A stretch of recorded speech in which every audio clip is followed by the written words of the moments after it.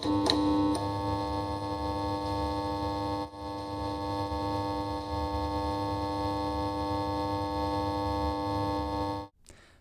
and welcome back to the digital media production Postscript. My name is Adam, and I will be your host for the day. And joining us, we have our very special guest, Sarah Love. Thanks for having me. So, Sarah, first off, I mean, this is super cool to be doing something in person, right? Because during this pandemic, it's been very much like, okay, like I'm gonna mask up, you were gonna mask up, and we're gonna meet 6 feet apart, and it's gonna be outside. So yeah, or even on a computer, and I'd be in my dining room on my desk, and you'd be at your home office, and yeah, right? So this is really cool to be in person for sure. Yeah, no, this is definitely better than Zoom calls. You know, it's like, oh, Yes. I'm gonna change my background now. I'm in Hawaii now. I'm in outer space. You know, so but it's nice to be here. Yeah, it's nice to see people for sure. So, Sarah, I understand you are from Shaw Spotlight, yes? Correct. Can you tell us a little bit about what you do? Sure. And sort of how your media career changed and brought you to Shaw Spotlight? Yeah, so there's a couple of questions there, so I'll kind of back up. I will let you know, Shaw Spotlight is, we just celebrated our 3rd birthday. We were Shaw TV for the longest time. For as long as I can remember, Shaw TV's been in the community, and we decided to do a bit of an upgrade, so we kind of did a bit of more of a production value and more cinematic style shooting to our pieces. We do have a local news station here, so they were covering the local news. We didn't need to do it. We didn't need both of us covering the local news, so they did a great job of it, or do a great job of it. So we thought, hey, let's focus on the people in the community doing really cool things. So we like to tell cool stories of cool people living in the community and sharing that with people. So Shaw Spotlight is 3 years old. We focus on the communities. We call it our branded content. So we'll go out and we'll shoot pieces on, say, somebody that's growing a garden, and they've been doing it for X amount of years, and they're really passionate about it, and they do really cool things every year. So we tell their story, why they do it, the passion behind it. And they can range anywhere between 3 to 5 minutes is kind of where we like to have it. And then we also do what we call community producers, or we have a community link side where we go out and we'll talk to the hospital or any nonprofits. Tell me about your event that's going on. In COVID, there hasn't been many events, but tell me about your charity. How can people get involved? Especially during COVID, there was we felt we really wanted to fill that niche. So how can people support your organization during this time? And we've always done it throughout the years, but it was definitely warranted during that time. Yeah, exactly, because everybody in that state, it's like, yeah, I want to go out and support businesses, but I don't know what I need to go and support. And not even a business, but just a people. And during the pandemic, it's hearing about people and their stories, because it's like, yeah, we're all stuck at home, but let's hear something good. Yes. You know? And that's exactly how we like to frame ourselves. We like to be the positive channel. We like to tell all those cool stories. We've done so many, and there's a guy in Terrace Bay that creates these little alien carvings, and he just started by putting them on people's yards, and nobody knew where they came from, and it kind of evolved into this thing. It's called Northern Aliens, and our producer went out and did a story on him and just his passion and how that affected the community, and how they really kind of they started to expect to see these little things showing up in their yards. And a guy that does snowshoeing, we just did a piece on Roots to Harvest, so all kinds of great community organizations and people who like to tell their stories. Yeah. Now, can you tell me a bit about yourself? I understand you were also a graduate, but before we were digital media production. Correct. Yeah. So I'm a graduate of the broadcasting program. So this, where we are now, was all edit suites, and we still had the studio, which was fun. It was a lot of really great memories here. I believe I was the class of 2002, so I'm dating myself a little bit, but it was probably one of the best times of my life. I had such a good time here. I remember before I started the program, I was just kind of thinking to myself, like, what do I like? Like, I like television. I like to watch television. Like, who doesn't like to watch television? And I was like, well, how can I make a living? Yeah, exactly. With television. And then I did some research, and I found the broadcasting program. Mm-hmm. Yeah, and then a couple years back, it underwent that change, and we have what you see here now. Even though this is the final cohort, it's still nice to see that Northern Ontario is producing people who can go and work at programs like Shaw Spotlight. Yeah, I started off, a big part of what we do at Shaw Spotlight and with Shaw TV was volunteers. And I started as a volunteer. I'd go out and I'd work for sandwiches or pizza, whatever it was. They do studio shows. I'd be there because one of the girls in my class, her dad was the program manager at the time. And so I'd always kind of catch a ride out there or go out and see what I could do and how I could get my foot in the door. So I volunteered a lot. So it was something that I was really passionate about, and I really loved it. And it was something they gave me an opportunity to direct, and do audio and all that kind of stuff. So it was something that was really cool. Nice. Now, I believe you have supplied us with a little promo video of what Shaw Spotlight is all about. So why don't we throw to that, and then we can pick up after. Shaw Spotlight's mission is to celebrate, engage, and connect our communities, sharing a broad spectrum of in-depth stories featuring fascinating people, interesting places, and inspiring stories from across our amazing country. Canada is home to vast diversity, heartwarming humanity, and unforgettable experiences, all of which can be viewed anytime, anywhere on our social channels. All right, so that was a nice little 30-second, get to know what we're about. But what can you elaborate on that? Sure. Yeah, that was just a little snippet of some of the work we've done over the last last 3 years with Shaw Spotlight, and so we kind of have a few different facets of what we do with Spotlight. It's we have our branded content, which our producers go out and do. We have producers from Sault Ste. Marie all the way to Vancouver Island. So we have a station in Victoria, Nanaimo, Campbell River, Port Alberni, and then we come east. So we stop in Sault Ste. Marie. My team is kind of spread out, so it's kind of unique. I have a team in Thunder Bay. I have 3 producers here. I have one in Kenora, one in Dryden, one in Thompson, Manitoba, 2 in Fort McMurray, 2 in Red Deer, 1 in Medicine Hat, and 1 in Lethbridge, Alberta. So my team's quite diverse, and with COVID, a lot of people kind of got into the virtual meetings. I've been doing virtual meetings, for the last 7 years. Yeah. So my team's really spread out. So I was kind of used to it. It was nothing new to me in that sense. But my local team here, I definitely miss being at the office, being at the studio, and being able to connect with my team here. So what we like to do is we go out and we produce this branded content, which is 3 to 5 minutes, which it all has our same graphics, our same look and feel to it, where we tell those heartwarming stories of people in the community. We like to dig in, kind of go those extra layers and really tell the passion behind what people are doing. And the other facets of what we do at with community television at Shaw Spotlight is we take videos in from the community. So say you're either an amateur videographer or a producer, and you're creating content at home, whether it's a yoga video, skateboarding videos, maybe it's just some sights and sounds, some beautiful scenic shots of Thunder Bay, and you can share that with us, and we'll share that with our community and put that on the channel. So we love to get that kind of content. We love to see that kind of stuff. Another piece of it is city councils. We air all the city council meetings, ward meetings, police services meetings, so the community can stay up to date with what's happening locally. And then the other piece is volunteers, which is near and dear to my heart, because that's how I got my start. So we love to bring volunteers out. We have volunteers that maybe just want to come out and do audio or do camera or direct even, or maybe they want to host a show. They want to come out and produce a show. So, which is totally fine. We've got a couple of really great programs right now that we've been trying to facilitate over COVID. So it's been a bit tough for those guys because they'd like to bring their guests into the studio, and we'll facilitate the studio part. So we've got Global Vibes, Community Conversations. We've got a Humane Society show, and I'm probably missing a couple of other ones, but these folks just want to tell other people's stories. They don't necessarily have a technical background, which is totally fine. We can teach you how to do all that kind of stuff if that's something you want to do.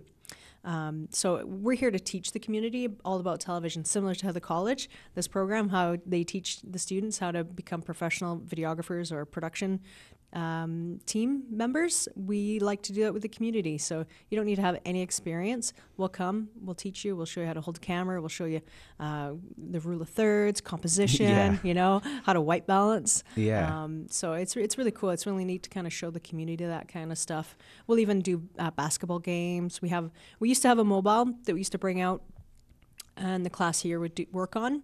But we don't have the mobile anymore. We've kind of evolved to these what we call flight packs, where it's basically mobile in a big suitcase. You unpack it, and you've got yourself a mobile TV station. Oh, that's so cool. Yeah, so we've got a couple of trucks across the country that we use. We've got one in Winnipeg that we can bring here if we need to use it for any reason, and a team there too that we can lean on to help support our productions. Yeah, I mean, now that I'm hearing more about it, because I never really knew about it, it's one of those things where it's like, okay, this is good information to have in my back pocket. You know, I love going out and doing things and volunteering, so it's like, okay, I might need to connect with you after this show. For sure, we'd love to have you. Now. Definitely.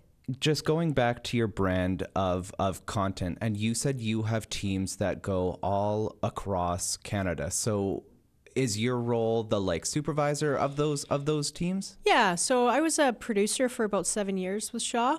I started as a producer, going out into the community, interviewing people, doing shoots on different groups and organizations, and then I was lucky enough to become the supervisor of Northwestern Ontario, and then my team grew because I wanted more challenge. I wanted to have a bigger team, and the opportunity came up to add Alberta to my team. So I have Northwestern Ontario, Alberta, and Northern Manitoba, producers all in those markets creating content, and each producer works with the community just like how we do here in Thunder Bay. The producer in Thompson, Manitoba, he works with the community. He helps facilitate hockey games. He teaches people how to do television in that community. So it's really cool to see community television being embraced in all these different markets. And each producer kind of has their own little style and how they do things and how they engage with the community.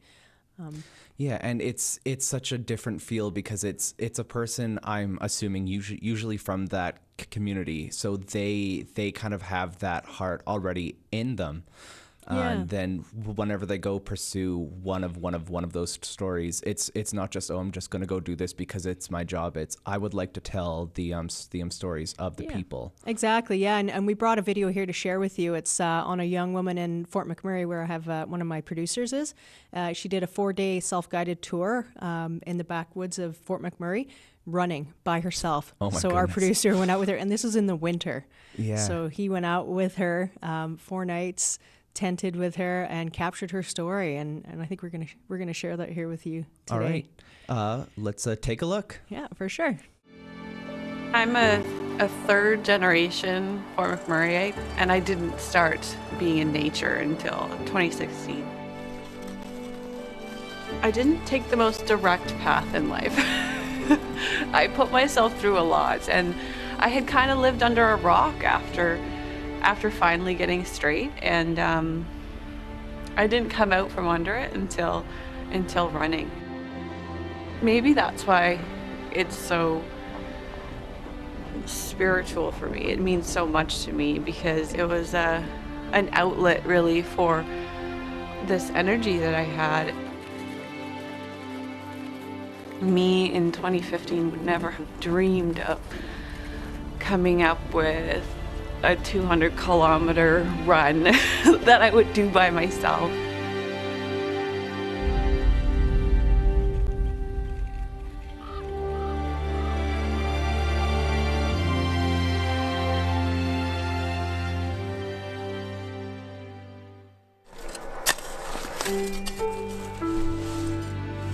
So we're starting early, although I would have liked to have started earlier because the snow got really, really sticky around noonish yesterday. Like so sticky, snowballish.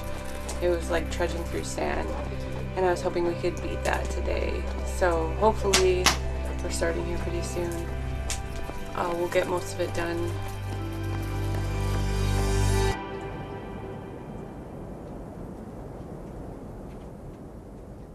Day 2 was very hilly at the start because it was the start of Stony Mountain.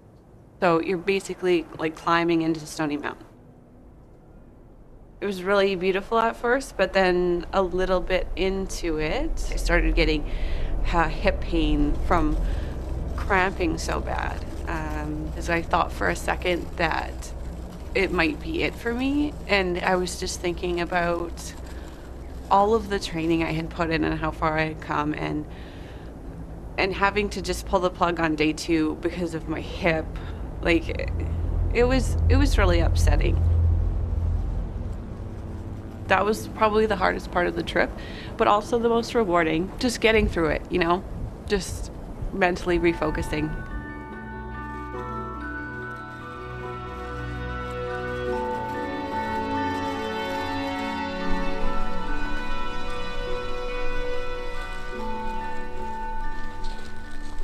You know, it's more than just about running for me.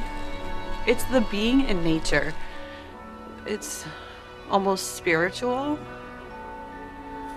very therapeutic. And we have such amazing nature here. Like, where else can you live and just walk outside your back door and be in the forest?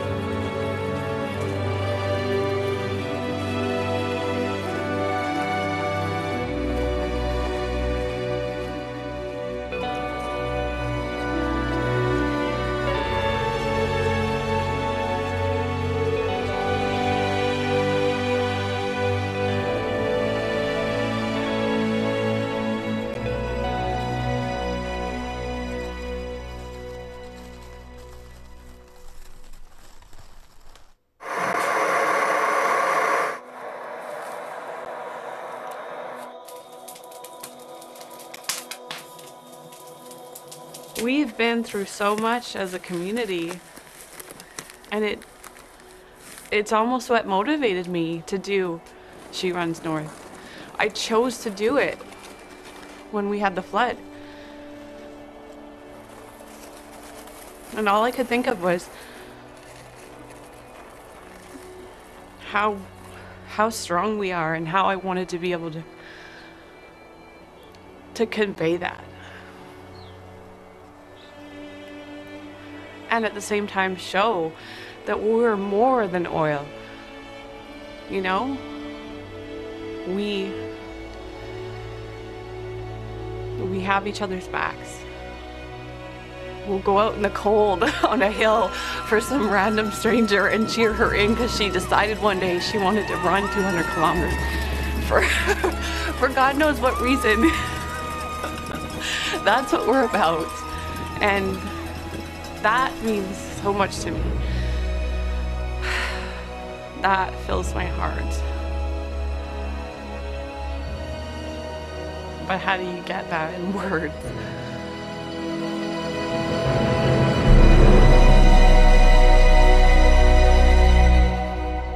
Well, we're at the finish line. It's just a blur. I'm in shock. I was so scared that I wouldn't be able to finish because of conditions.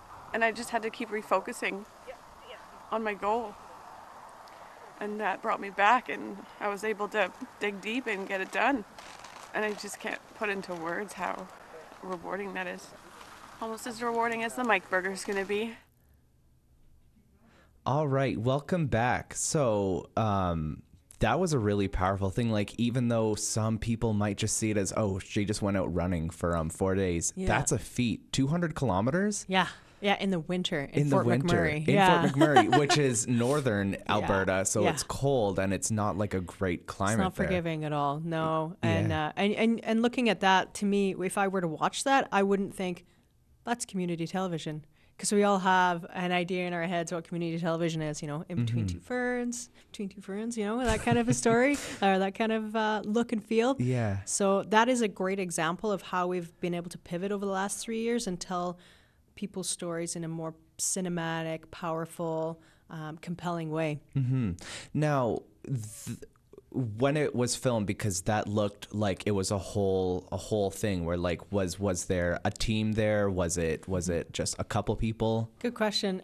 So our producers, they are producers in the sense of the word that they do everything from finding the story, all the pre-production, all the shooting, all the editing, all the lighting, all the editing, all the sound design. Wow. Literally everything. So, it's a lot that they do, but we definitely give them space to learn. It's one thing that I really love about Shaw and our team is that we give them the space to learn how to do color correcting properly. So especially over the pandemic, we were able to focus a lot on training because we weren't able to go out and shoot like we used to. But that producer, he went out with her for slept out in the cold in a tent.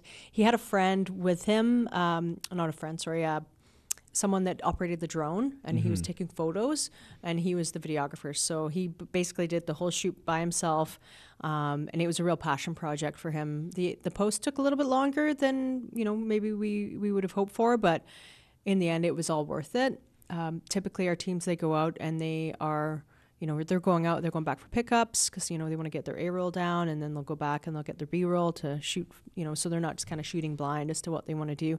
They'll storyboard, they'll, shot list, all that kind of stuff. So that was a really good example of a piece that really came together nicely, and it really, it had the space to breathe. And I think that's, a trick that isn't easy to do. We just want to cram so much into a little period of time, and we want to tell stories, and we're afraid to let things just breathe and let things just sit and be. And that was a really nice piece that kind of, it gave you that really, it invoked emotion, and that's what we hope to do with all of our stories.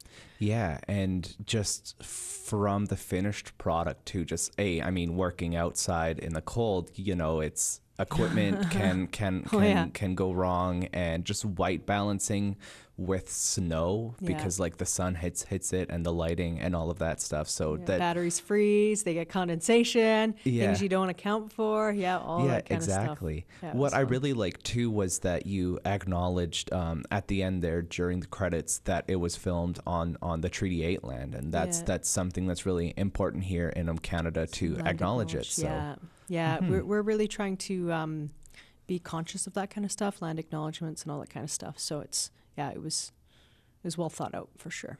Yeah, that was a wonderful piece. Now, thank you. When you were a producer, did you have any particularly fun pieces, or just, oh my God, I'm gonna rip my hair out during this piece? That's a good question. When I was a producer, we did things a little bit differently. Everything was 4x3. Everything looks a lot nicer now, cinematic. We did things a little bit differently then too, because it was Shaw TV at the time. So we were going out and covering events, kind of run and gun style. We'd go out, shoot it, get a couple of comments, tell me who, what, when, where, why. Go back, edit it, and it'd be done in a couple of days. These pieces take weeks to do. But the stuff that I really like to do is I wasn't really comfortable in front of the camera, but I liked the challenge, and I liked the adrenaline that I got from being in front of the camera. It was a rush for me. So I like to do it, and I love people, and I love learning about people, and I have so many questions all the time. So doing the interviews were a lot of fun. I did a lot of fun shoots too. I started out behind the camera, and I really liked it, the shooting and the editing piece. My back paid the price for it, definitely carrying those big cameras around. Yeah. But I did a lot of, I had a music program called Wired for Sound that I love to do, and I co-hosted it with Jason Wellwood, who's actually on the radio now. He was at the time, he was at LU Radio at the time, but now I believe he's somewhere else. Can't remember exactly where at this point in time. But we went out and we'd interview bands touring across. Before I started the show, I'd go out by myself and I'd interview bands coming to the auditorium. Yeah. So all kinds of big names that came through. So that was a lot of fun, a lot of local bands. And then Jason and I kind of teamed up, and I was kind of like, hey, do you want to do this show where we interview musicians and things like that? And he was like, sure, why not? So we put together an intro, and we went out and we created a half-hour program called Wire for Sound. That was probably one of my highlights, and to this day too, looking back, it's still one of my favorites because we could have fun with it.